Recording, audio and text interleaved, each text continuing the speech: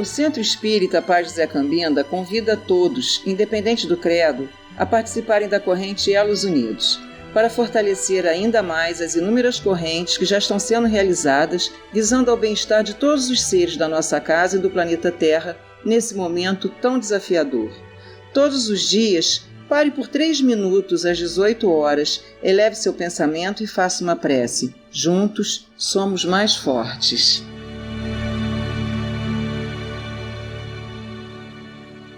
Boa noite a todos. Hoje, quarta-feira, dia 24 de novembro de 2021.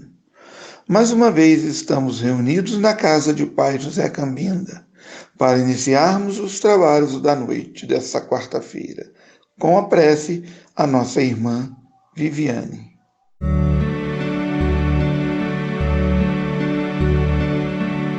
Deus, luz do mundo,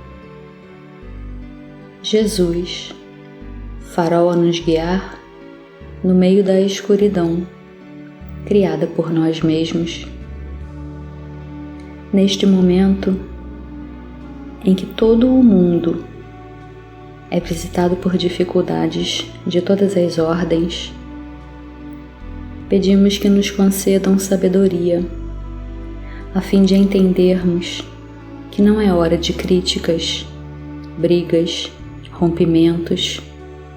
Pelo contrário, o momento é de união.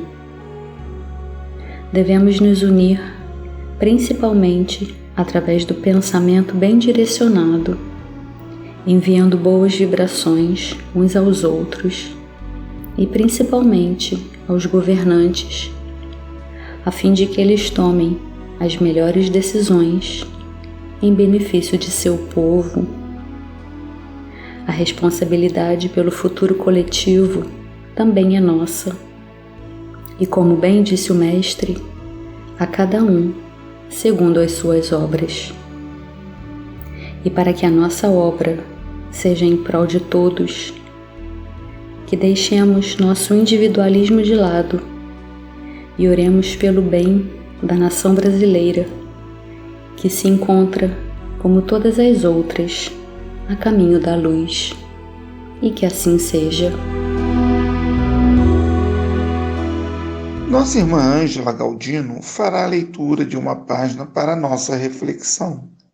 Do livro Fonte Viva, psicografado por Francisco Cândido Xavier, pelo Espírito Emmanuel, no esforço comum. Não nos esqueçamos de que nossos pensamentos, palavras, atitudes e ações constituem moldes mentais para os que nos acompanham.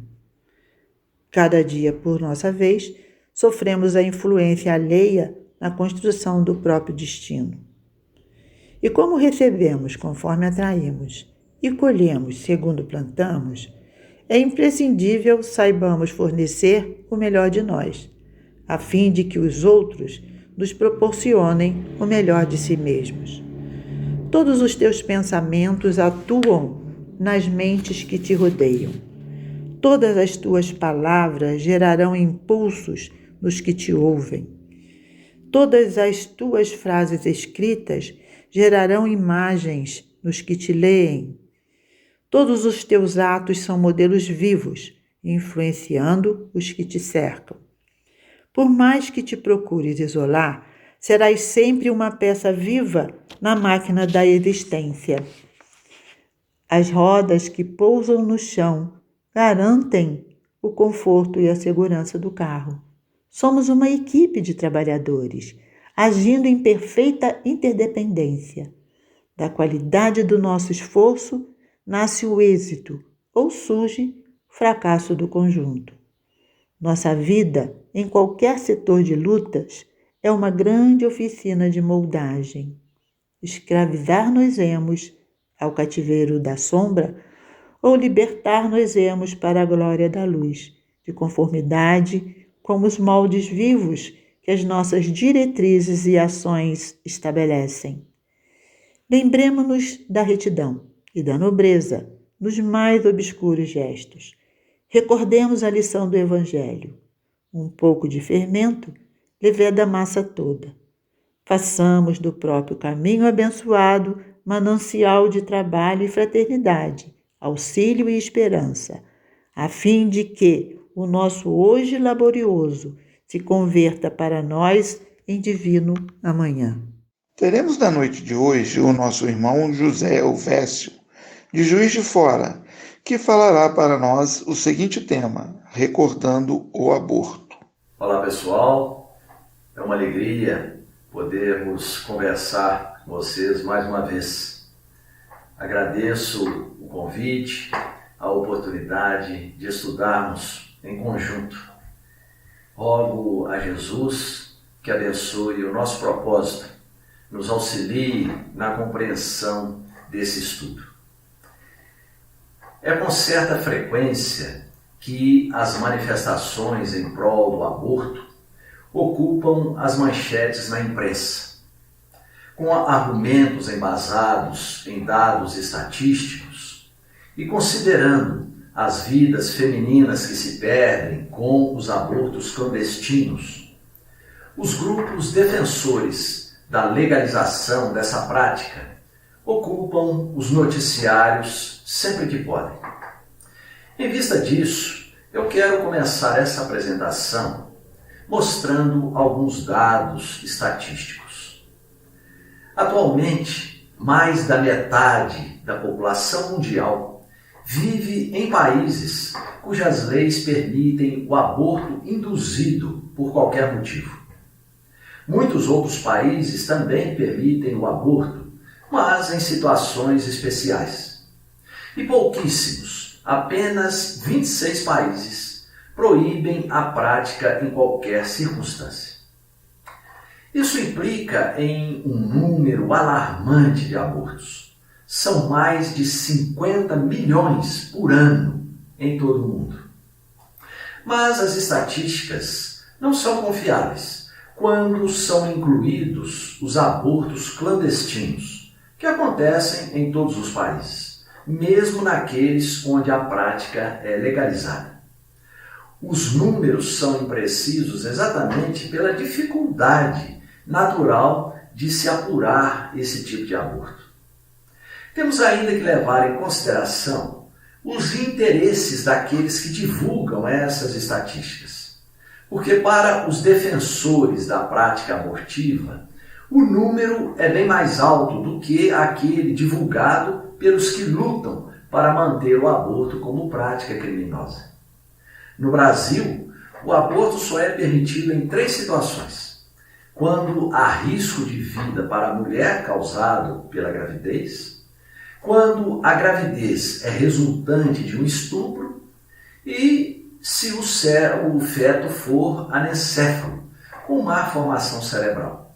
Essa última, em razão de uma decisão do Supremo Tribunal Federal em 2012, que esclarece a prática ou a descreve, como sendo um parto antecipado para fins terapêuticos.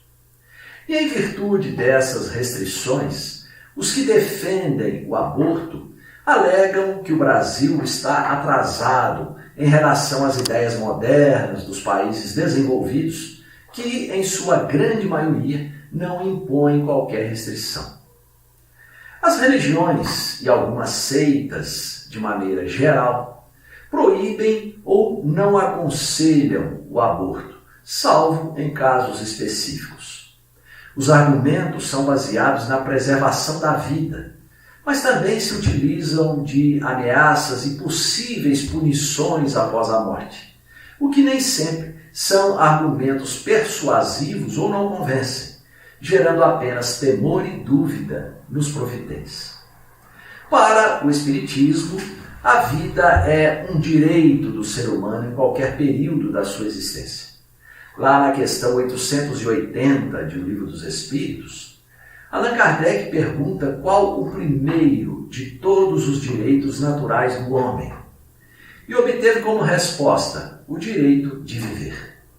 Os Espíritos continuaram: por isso é que ninguém tem o direito de atentar contra a vida de seu semelhante, nem de fazer o que quer que possa para comprometer-lhe a existência corporal. A partir daí, a preservação da vida se torna um fator de maior importância. Não se trata de dogma, de proibição, de imposição de princípios, mas uma conscientização sobre o direito de viver. É claro que a doutrina espírita explica também que a lei de causa e efeito impõe consequências sobre as ações que o indivíduo comete, principalmente na prática do aborto provocado, mas não como ameaça, como punição, e sim como uma necessidade de conscientização e reparação do ato delituoso. No caso do aborto, existem consequências para tal ato, mas nunca é uma punição. A lei é de reparação, de reeducação.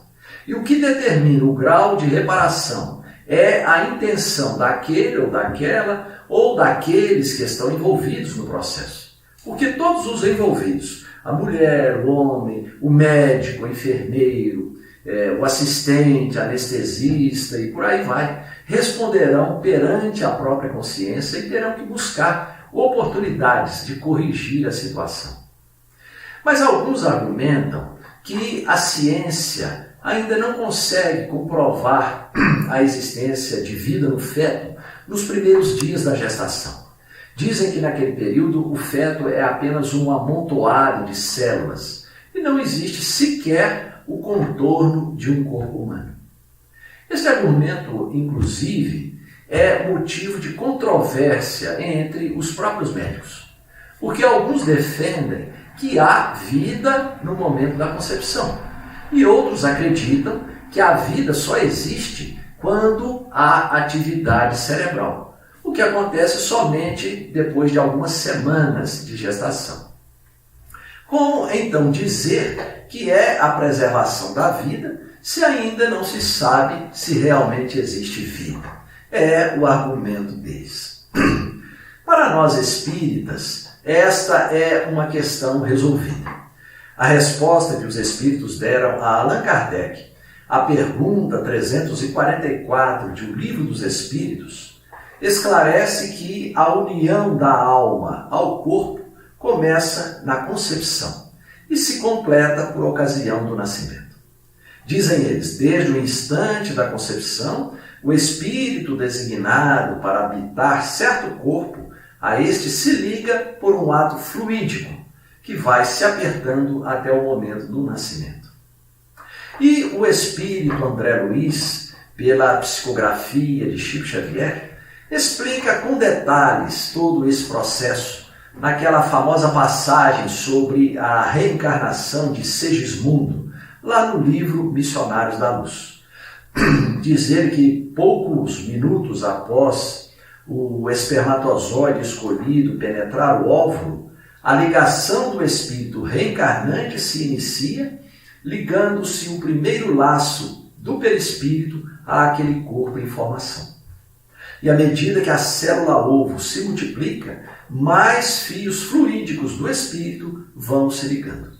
Daí a conclusão clara de que já existe vida desde o momento da concepção, porque ali já tem um espírito ligado. E um detalhe importante em todo esse processo da reencarnação é o cuidado dispensado pelos espíritos construtores, aqueles que são responsáveis pelo processo da reencarnação.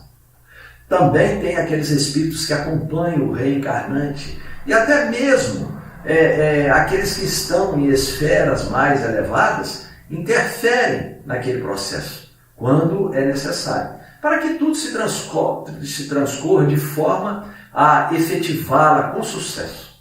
Vejam então que o processo reencarnatório envolve um número grande de espíritos que se utilizam de vários recursos. Dá realmente um trabalhão danado. Daí a gente ter que pensar sobre isso.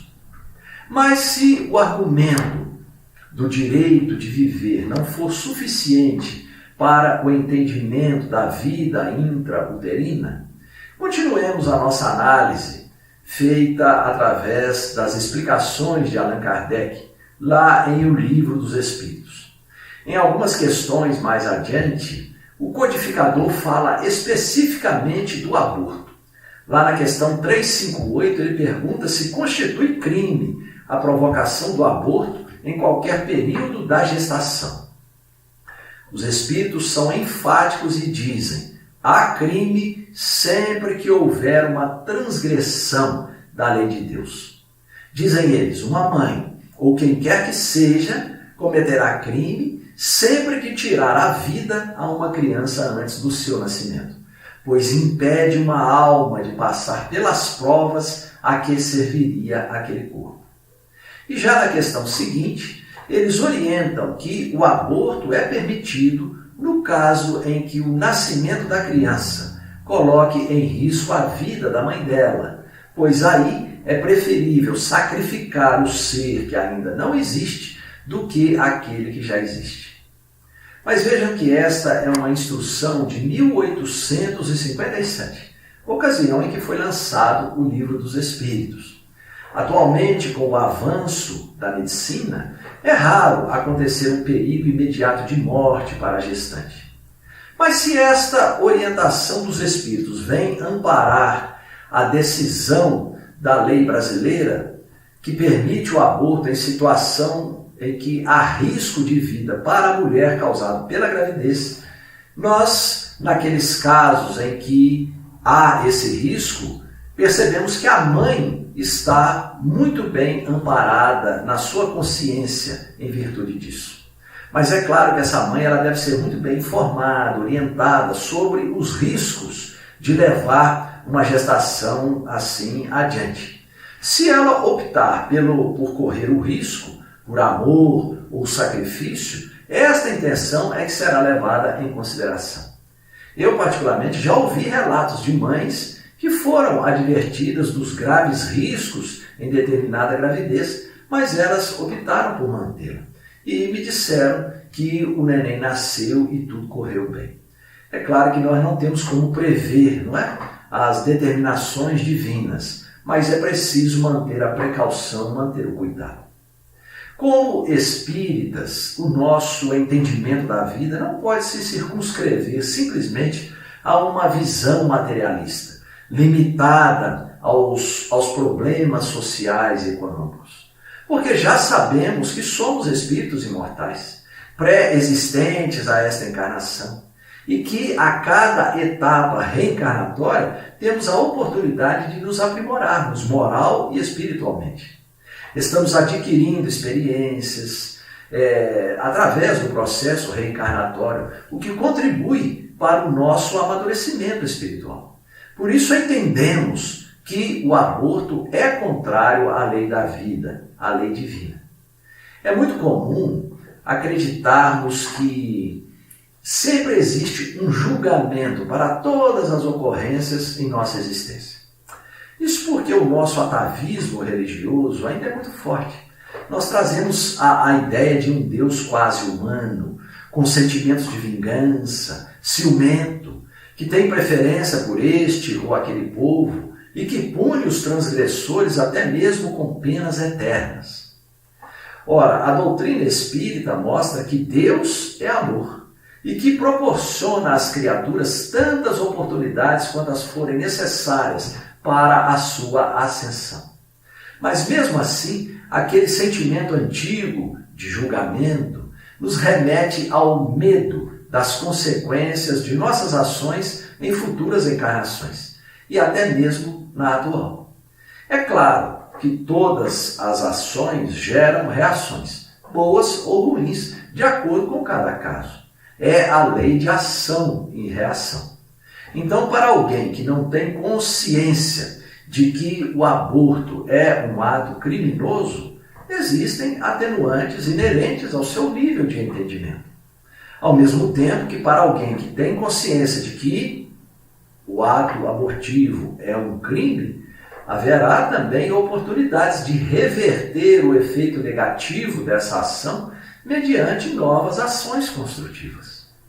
Emmanuel, através de Chico Xavier, diz que o mal só chega se o bem não chegar primeiro.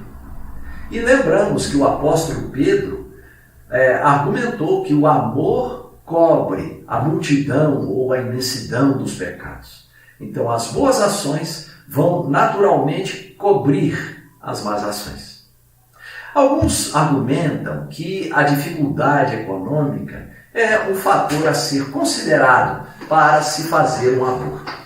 Dizem eles que existem famílias muito pobres, com muitos filhos, e mais uma gravidez é motivo de mais penúria, de menos recursos para a educação daqueles filhos. Então, para eles, o aborto, nesse caso, seria uma alternativa para se evitar maiores sofrimentos.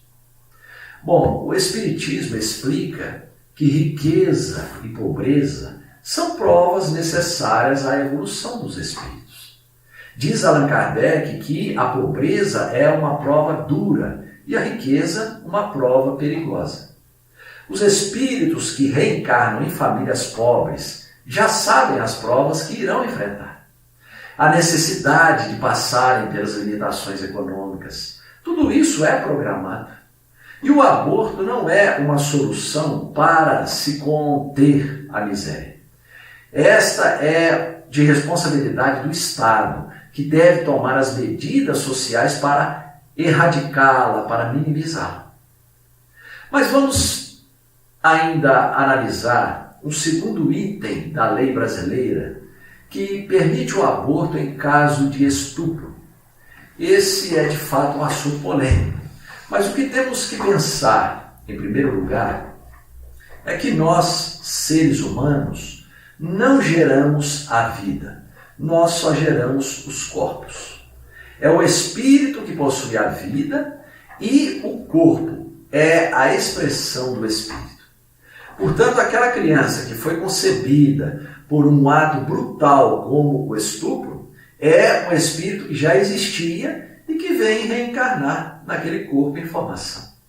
Temos a perfeita consciência, meus amigos, de que o estupro é um ato selvagem, um crime hediondo, covarde, e aquele que o comete deve ser enquadrado pelas leis humanas.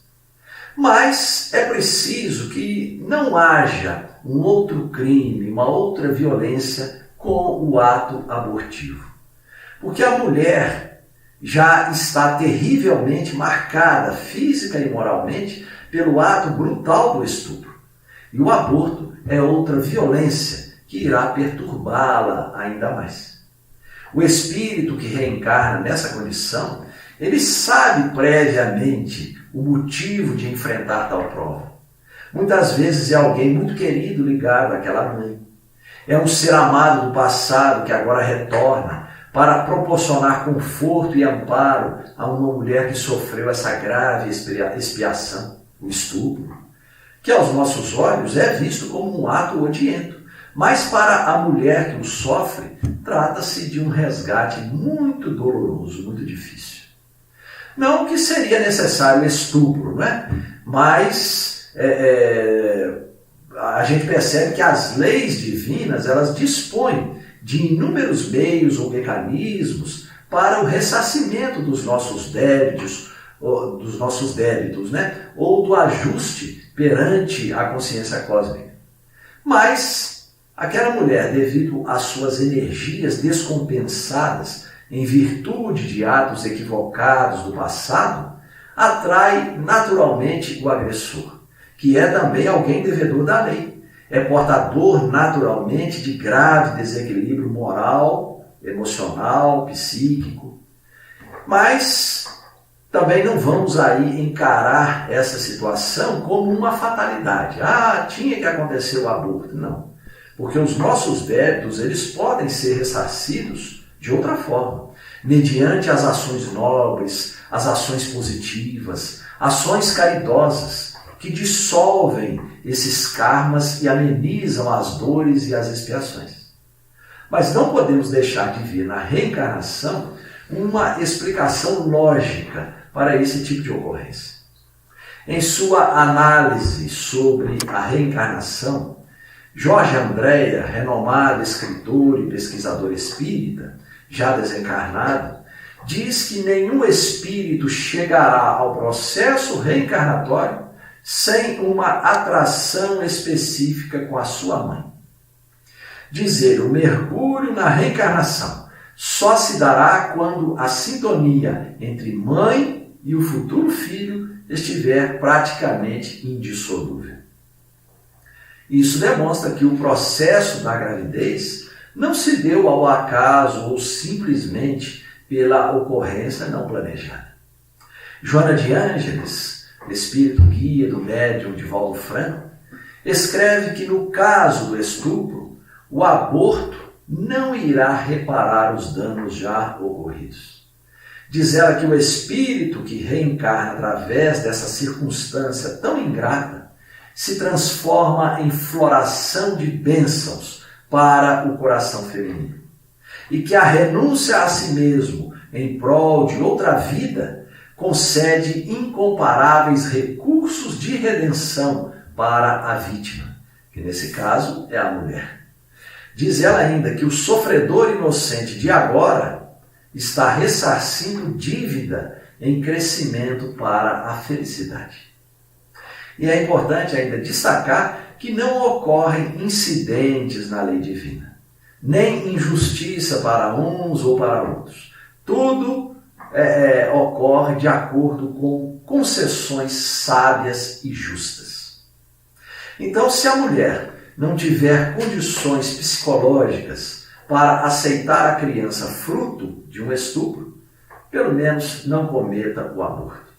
Porque senão ela também estará prejudicando a si mesma, tendo que posteriormente responder perante a própria consciência e passar por reajustamentos em outra encarnação.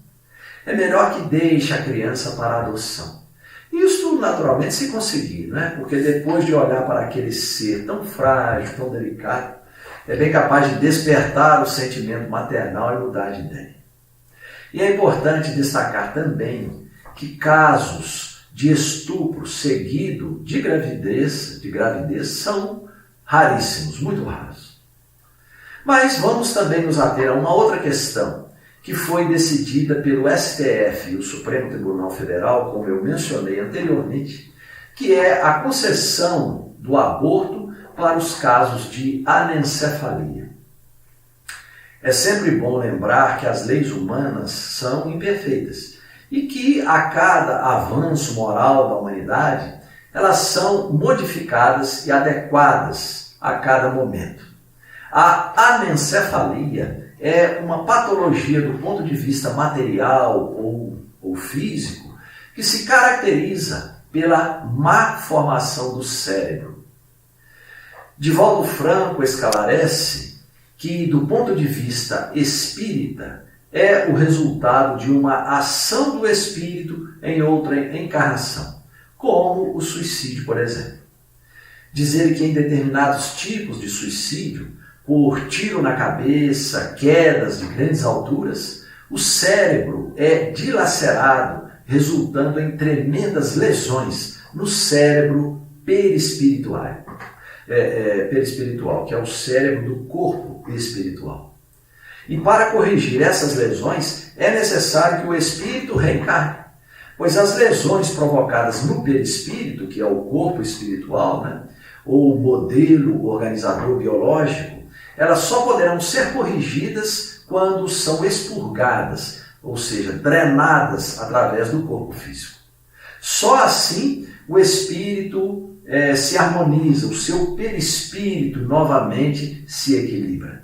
Então, a anencefalia é a oportunidade que o espírito suicida tem de reajustar o seu corpo espiritual. E isso normalmente se dá em uma existência curta, para que depois ele possa novamente reencarnar e enfrentar os mesmos desafios que foram motivo da sua deserção.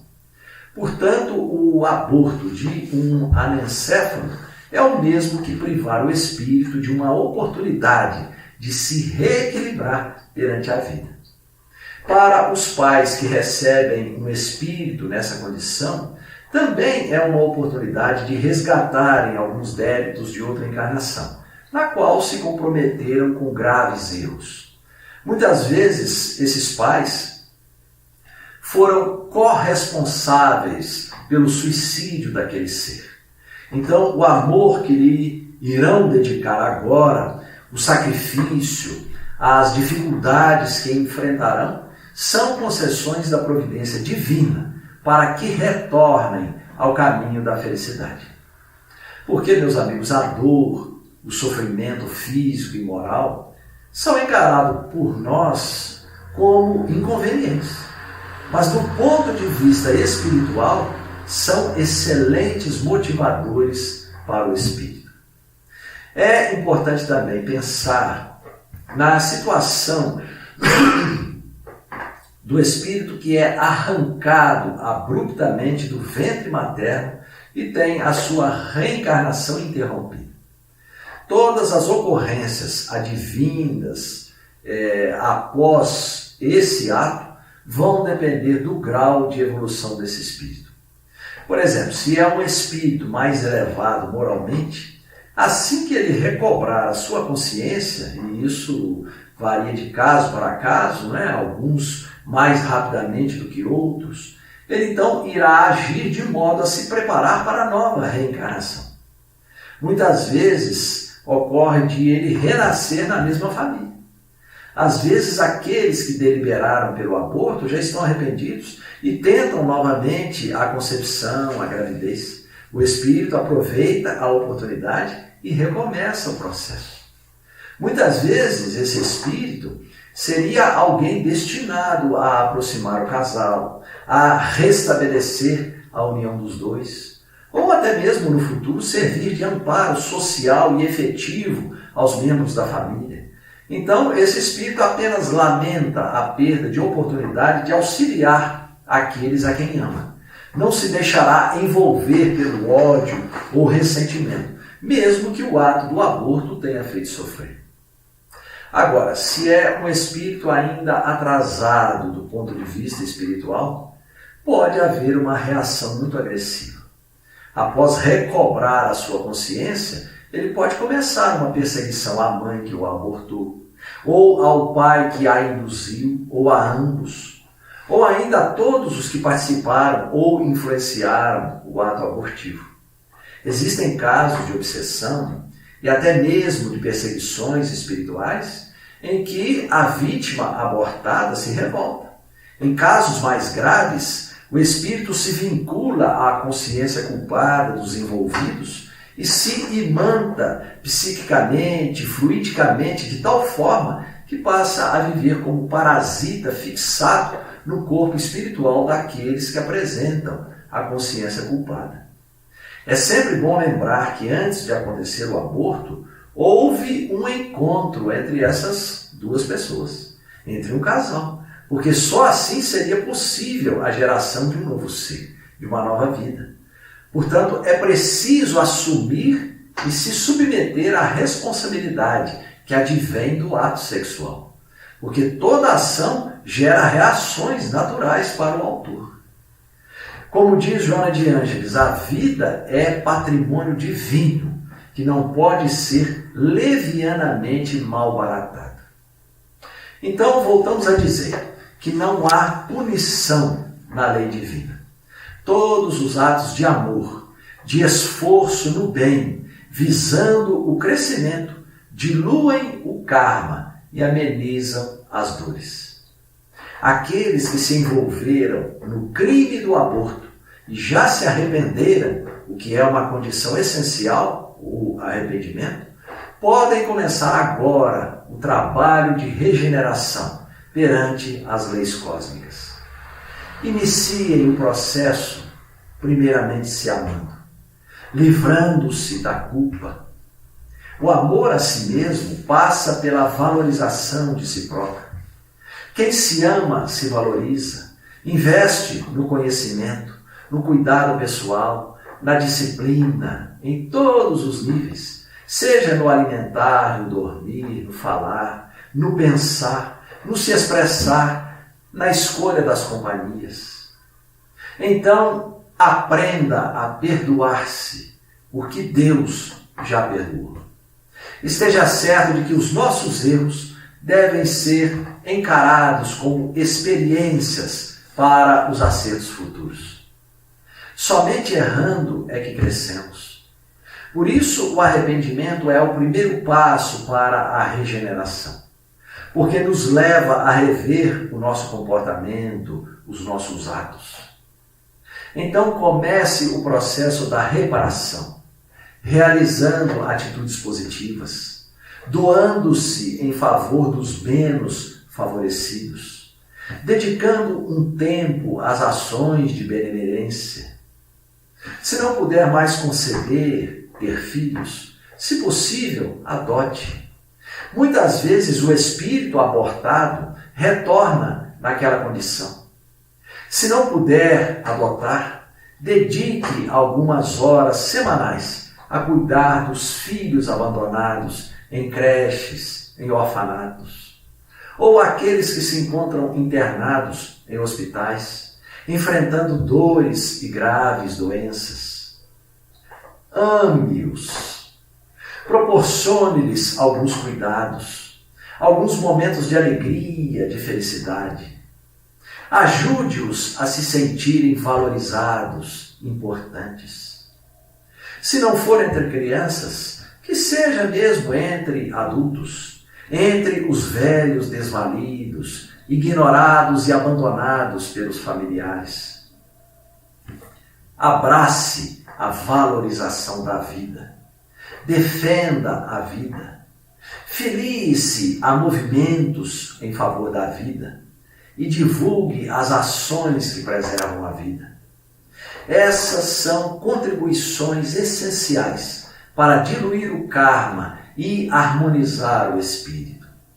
Toda ação nobre, positiva, é um impulso vigoroso para o progresso espiritual. Chico Xavier afirmou que a caridade é um exercício espiritual. Diz ele, quem pratica o bem coloca em movimento as forças da alma. A caridade é o processo de somar alegrias, diminuir males, multiplicar esperanças e dividir a felicidade, para que a terra se realize na condição do esperado reino de Deus. Temos a convicção, meus amigos, de que o aborto provocado será banido da terra. Isso se dará quando nós, seres humanos, tivermos a plena consciência de que a vida é o bem mais importante a ser preservado. Até lá, façamos a nossa parte. O esclarecimento que a doutrina espírita nos proporciona é a segurança para que andemos no mundo trilhando o caminho correto. Eu agradeço a todos vocês por mais esta oportunidade de podermos conversar juntos. Desejo a todos uma vida plena de trabalho, de realizações, de amor, buscando sempre servir no bem com Jesus. Um forte abraço a todos vocês. A seguir, Elos que Unem, momento dedicado aos espíritos desencarnados que procuram a casa de Pai José Cambinda.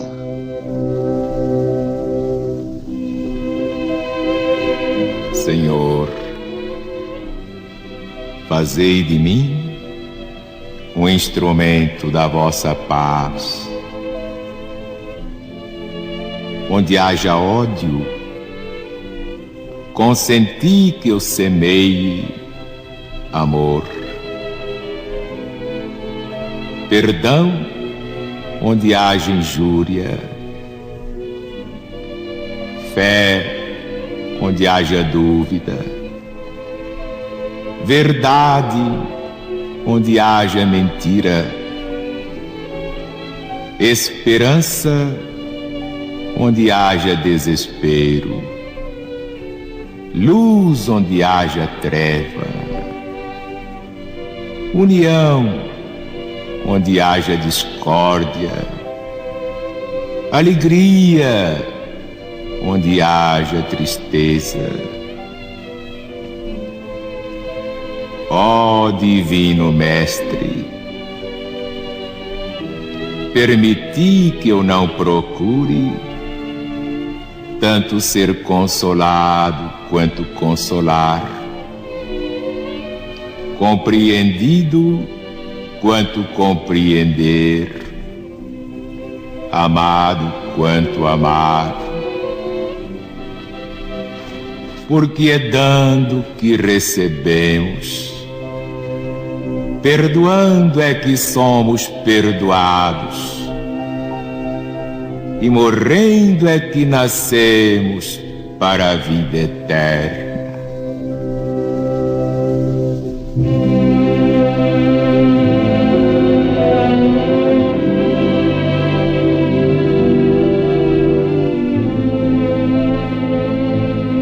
É chegada a hora da falange indiana. Essa falange, comandada por Arthur, não incorpora, atua em nossas mentes. Procuremos uma posição confortável para recebermos esses amigos que também fluidificarão as nossas águas.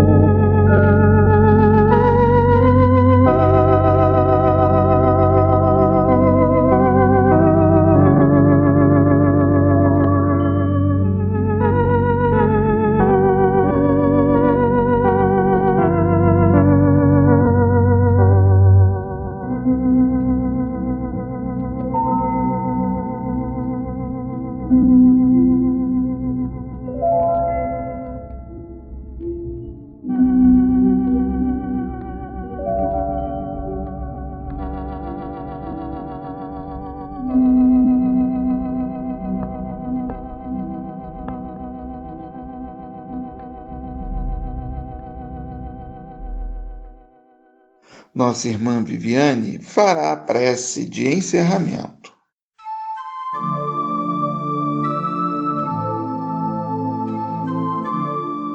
Após os ensinamentos recebidos e as energias que renovaram nossa força e revigoraram nosso ânimo, Agradecemos aos amigos espirituais que estiveram presentes ao nosso lado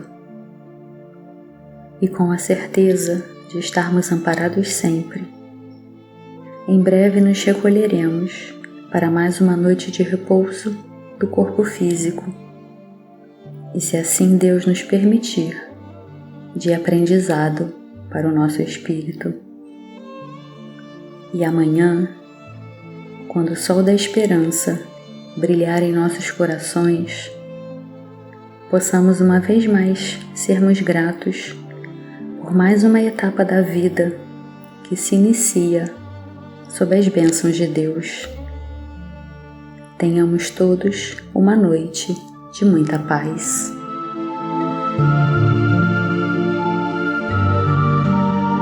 Chegamos ao término de mais um encontro.